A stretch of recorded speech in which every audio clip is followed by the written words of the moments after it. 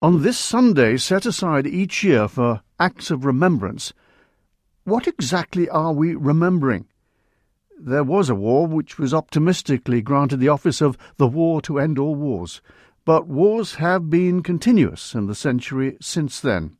So, when those who choose to stand silent for 2 minutes in their lives on this day, what's going through their minds?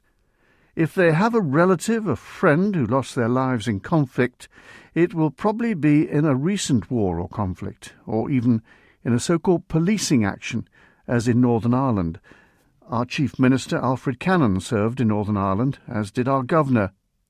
This reflection of remembrance is, by nature, sad, a recall of what is lost, be it lives or be it ways of life. My uncle, who I was told was the pride of his family, chose to leave the anti-aircraft battery in Wales, where he'd been stationed, to fly Lancaster bombers, although he didn't like flying at all. He completed tens of missions and was awarded the DFC before he was shot down. His mother only found out that he'd been killed at the end of the war, when his grave was discovered in Germany. The housemaster at my school flew Spitfires. The principal, the remarkable Geoffrey Rhys-Jones, led commander raids into occupied Europe, as did the headmaster at my preparatory school, but I was too young at the time to appreciate what was involved in that. On this island, we have not had to endure war. War by proxy, yes, reading and hearing about it, as in the Ukraine, which is shocking, but not devastating as it is for those who experience it. These miscovered mountains, home now for me. But my home is so lonely,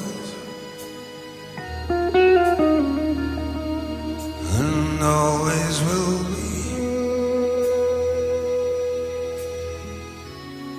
Someday you'll return to your valleys and your farms, and you'll no longer burn to bury brothers in arms.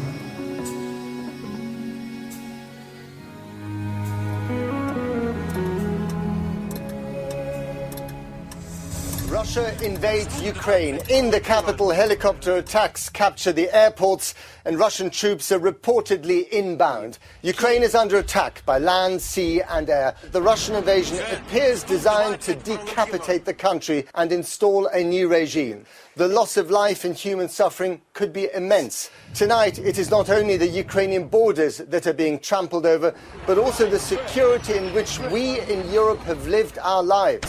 For 70 years, no two major countries on this continent have gone to war on this scale. That era is now over. A dangerous new era is beginning, ushered in by Vladimir Putin.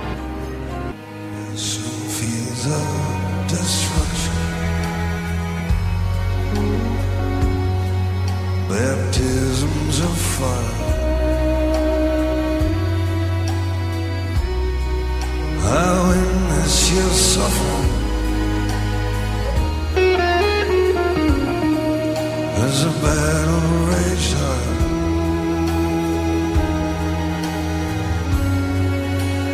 Though they did hurt me so bad, into fear and alarm,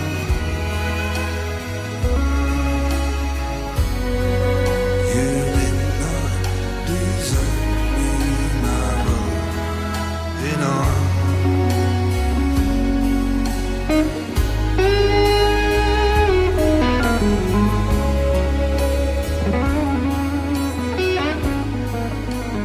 Brothers in Arms by Mark Knopfler is thought to be about a wounded soldier on the battlefield, perhaps the Falklands conflict, seeing death approaching.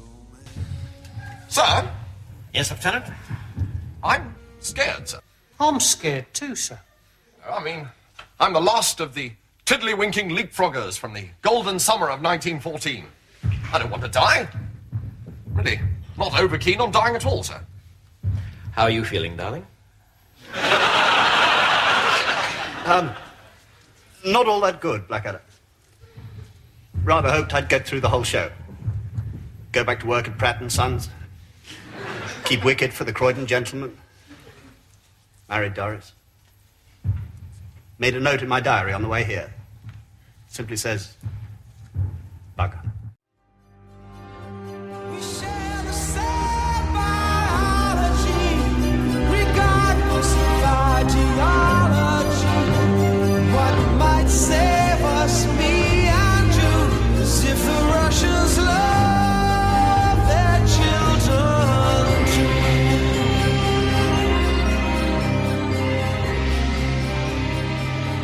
For the next few minutes, it's perhaps the chance to stop considering day-to-day life in this peaceful island, but instead to reflect on lives, sometimes it seems lives that are carelessly thrown away. A recent article I read observed, wars are planned by old men, but it is the young who are sent to die.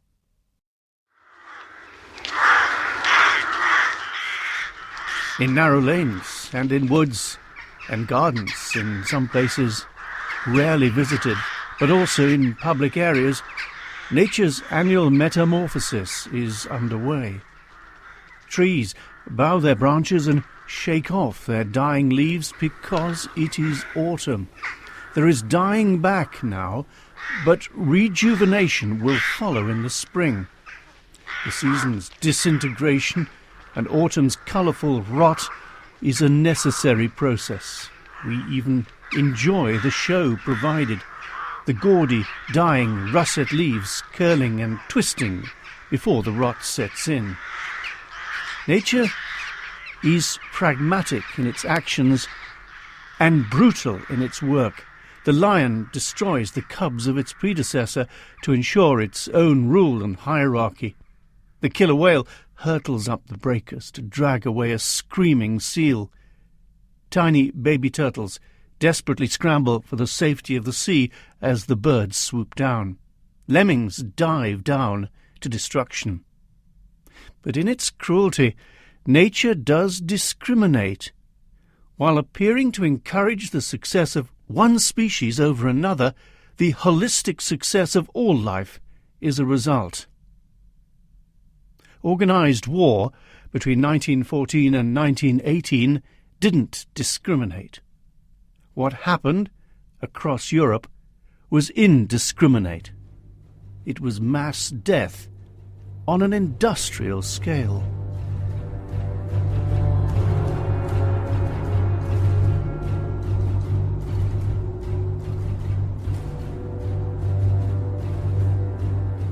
Death in action is, of course, nothing new through history. Extraordinarily, and despite the lessons of the past, experience does repeat itself. Rudyard Kipling was a keen observer of the English presence in Afghanistan 100 years ago. A scrimmage in a border station, a canter down some dark defile, £2,000 of education drops to a 10-rupee jazile. The crammer's boast, the squadron's pride, shot like a rabbit in the ride.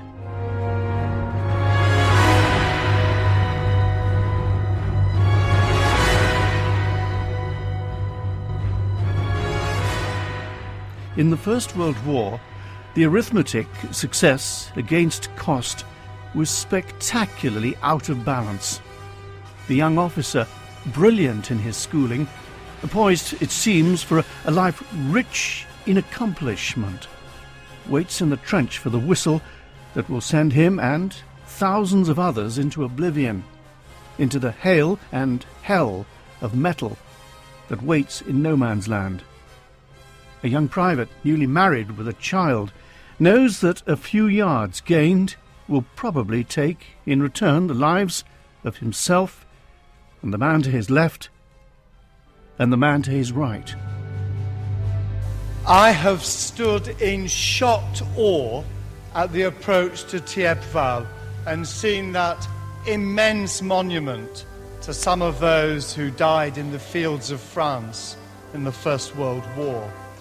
I have ant-like, walked among its massive pillars and seen my great-great-uncle Ben's name carved on Lucian's mountainous monument, crowded among the 72,000 names of other men with no known graves who died in this corner of this field in this war alone. That's 72,000 who have no known graves, as well as the countless thousands whose graves are known. There have been examples of men who, when confronted with appalling situations in battle, suddenly draw from deep inside themselves remarkable heroism and bravery. Such a man was Manxman Robert Kane, the only living VC to come out of Arnhem, the battle to capture a number of bridges in the closing stages of the Second World War. Major Kane, who was a mild, quiet man in civilian life, reacted in an extraordinary way when he saw the carnage being caused amongst his comrades. As far as Major Kane's part, it is extraordinary when you read it. It's almost as if he was obviously a marvellous officer, but for a stage he was with the rest of the men fighting, and then something happened that made him really angry. It's almost like that. He suddenly exploded, and then after that, no matter what appeared, tiger tanks or whatever, he just grabbed a weapon, appeared usually, one of these anti-tank weapons, and just went for it. Yes, but I quite agree with what you said there. He was a marvellous type of officer. Inspirational. Inspirational, definitely. Very decisive. But he rose to the occasion as well. And when he had got as far as, say, 1.25 miles off Arnhem Bridge, and they were driven back, he took 100 men under his command, not all of his own regiment, of his own battalion, and then came into a wooded area between Oosterbeek and Arnhem, and found that they couldn't dig in because of the roots of the trees. And I think being confronted then by self-propelled guns and tiger tanks, he was just bloody mad. Eventually, some of those fighting in and around Arnhem, including Major Kane, were able to withdraw across the river. Comradeship, fighting for the man to your left and the man to your right, can extend to being part of a regiment, its history, embracing its tradition. In the television series The West Wing, Toby helps to arrange the formal funeral of a military man he's never met, but who's died of cold, homeless, in the streets of Washington. Hi. Yes. How you doing? I'm fine, thank you, sir. Apparently I've arranged for an honor guard for somebody. Yes, sir, I'm sorry. No, just tell me, is there anything else I've arranged for? We're still in NATO, right? Yes, sir. What's going on? A homeless man died last night, a Korean War veteran who was wearing a coat I gave to the Goodwill. It had my card in it. Toby, you're not Took responsible. an hour and 20 minutes for the ambulance to get there. A Lance Corporal, United States Marine Corps, 2nd of the 7th. I got better treatment in Panmunjom. Toby, if we start pulling strings like this, you don't think every homeless veteran will come out of the woodwork? I can only hope, sir.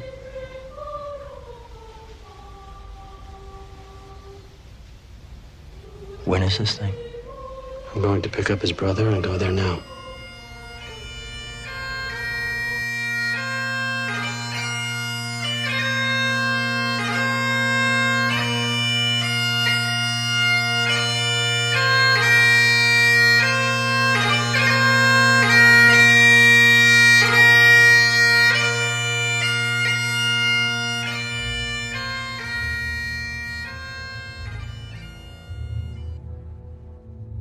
Perhaps someday the sun will shine again, and I shall see that still the skies are blue, and feel once more I do not live in vain, although bereft of you. Perhaps the golden meadows at my feet will make the sunny hours of spring seem gay, and I shall find the white May blossoms sweet, though you have passed away. Perhaps the summer woods will shimmer bright, and crimson roses once again be fair, and autumn harvest fields a rich delight, although you are not there.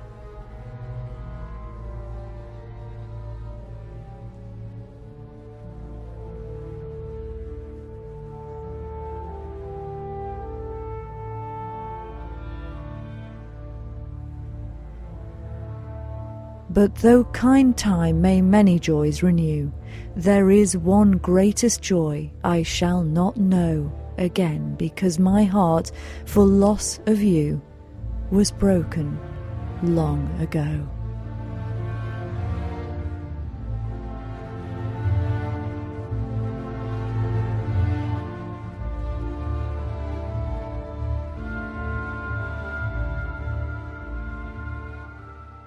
And the rain fell like pearls on the leaves of the flowers, leaving brown muddy clay where the earth had been dry.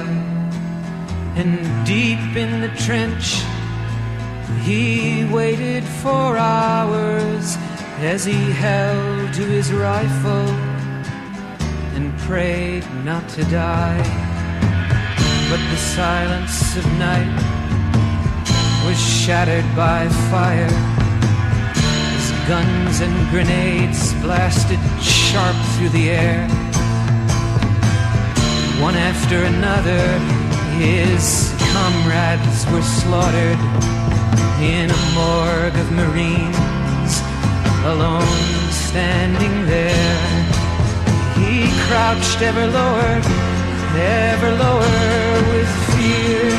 They can't let me die, they can't let me die here.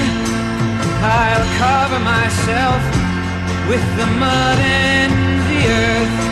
I'll cover myself, I know I'm not brave.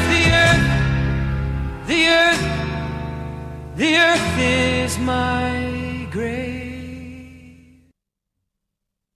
For the vast majority of the Manx population, wars can be viewed from a distance, and that has been the case for decades. But in 1914 and 1940, Manx people suddenly became involved. They understood what it was to crouch for cover and hear possible death coming towards them, or face appalling mutilation as they fought on battlefields across the world, to see people they knew and were friends with die feet away from them. Today, when we remember in particular the sacrifice of those people, we'll visit again the battle perceived to be the turning point in World War II. It was fought in the desert not far from Cairo, its name El Alamein. The Manx Regiment were there, with their CO, Colonel Henry Kelly.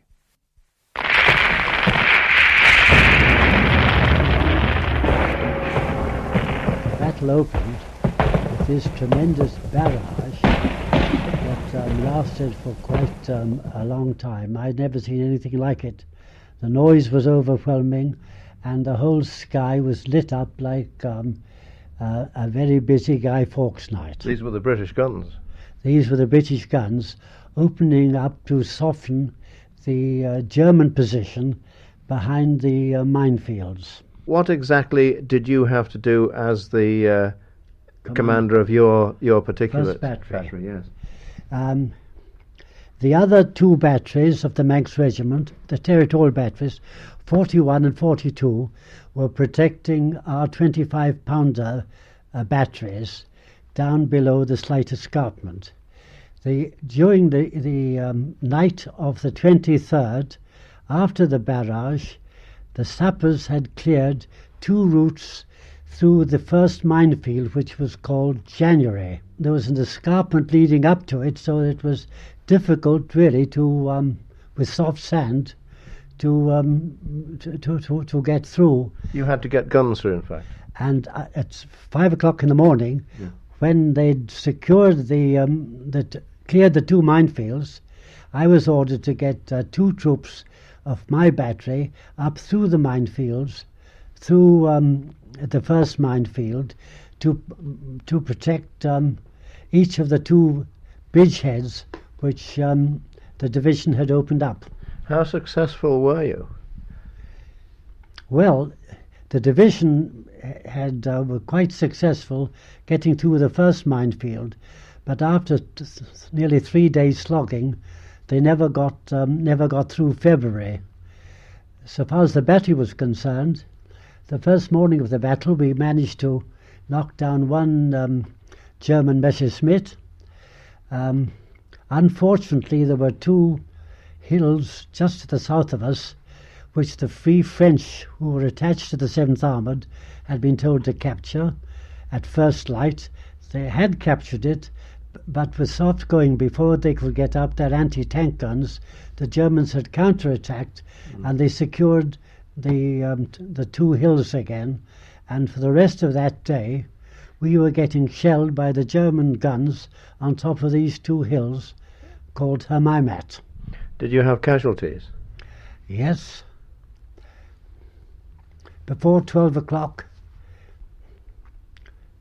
I lost one man killed and 10 wounded. After the battle is over, what sort of feelings do you have then? What sort of feelings do the men have then? I think those that survived the battle always had a tremendous feeling of exhilaration. It seemed to brace the spirit, and also an intense feeling of comradeship, which held the whole regiment together. El Alamein and Colonel Henry Kelly of the Manx Regiment.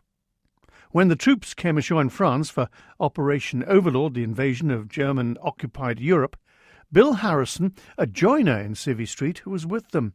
First, though, we'll hear the remarkable Hector Duff's memories of coming ashore through the hail of bullets and shells. Every vehicle that was coming ashore didn't get ashore. The beach was littered with men that had been shot. Oh, it was a terrible sight you'll never forget. There were literally hundreds of bodies floating about as we were landing. And the old brigadier that was with me, he said, well, we're back in the war again now. The ramp went down and we went off, and the tide was out. We had a long drive to get up through the beach, and we were met with an awful lot of shelling. You didn't have time to stop and think there about your danger. Most of the bodies that we seen were ships that had been hauled or shelled and sunk, and the bodies of the soldiers with their equipment on drowned, and then they were floating in the water. And my first thing when I came off the craft, made our way up to a hedgerow to get cover, and there was a great heap alongside us, about 6 of us there, and I remember a blanket, and we just lifted a blanket, and there was some of the dead infantry covered over. Yeah. So we then were checking up for mines on the beaches till the next day, when our barges had come over by the tugs, and for 2 weeks we did beach work, such as using these barges to ferry out prisoners to the supply ships and bring back ammunition and rations and various other equipment. Where did you sleep overnight? On the ground. Well, we dug in actually in a field just the other side of the road. We always, I never seen a bed till later on in the campaign at a place called Blerick. But what we used to do was 2 men, we'd dig a trench about 2 feet deep and put the ground sheets on it, and you'd get a couple of hours sleep and then on duty for 4 hours, and so on. And if it was wet, you use your gas capes to cover you over. You wouldn't be under fire, though, in any case at this time, would you? Well, there was shell fire, but that was more or less in the distance.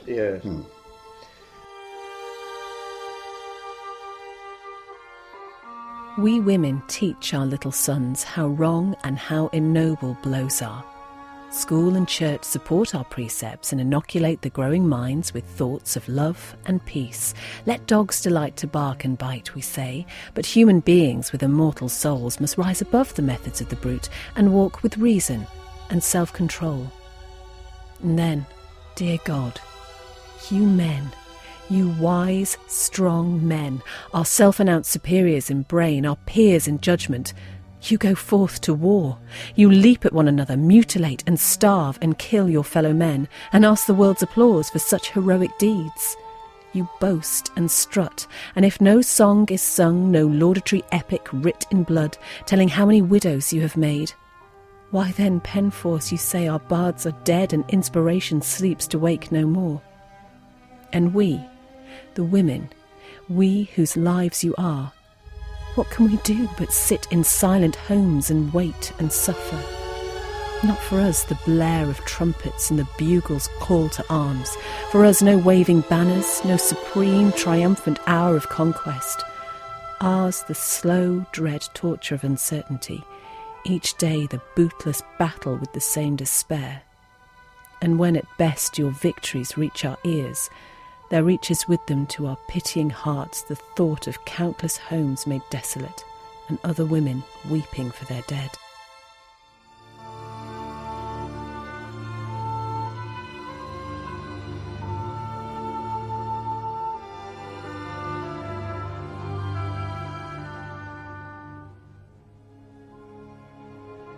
O men, wise men, superior beings, say, is there no substitute for war in this great age and air?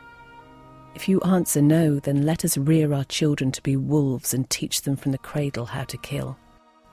Why should we women waste our time and work in talking peace when men declare for war?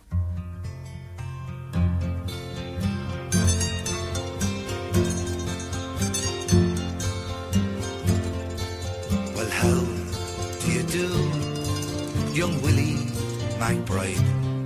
Do you mind if I sit here down by your graveside and rest for a while, neath the warm summer sun? I've been walking all day and I'm nearly done. I see by your gravestone you are only 19 when you joined the Great Fallen in 1916. I hope you died well and I hope you died clean. Our young Willie McBride, was it slow and obscene? Did he beat the drums slowly? Did he play the fife slowly? Did they sound the death march as they lowered you down? And did the band play the last post and chorus? Did the pipes play the flowers of the forest?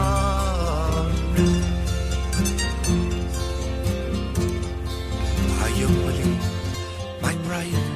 I can't help wonder why do those that lie here know why did they die? And did they believe when they answered the call? Did they really believe that this war would end wars? Well, the sorrow, the suffering, the glory, the pain, the killing and dying were all done in vain. For young Willie McBride, it all happened again, and again, and again, and again, and again. Did they beat the drums slowly? Did they play the fife slowly? Did they sound the death march as they lowered you down? Did the band play the last post and chorus? Did the pipes play the flowers of the forest? Did they beat the drums slowly? Did they play the fife slowly? Did they sound the death march as they lowered you down?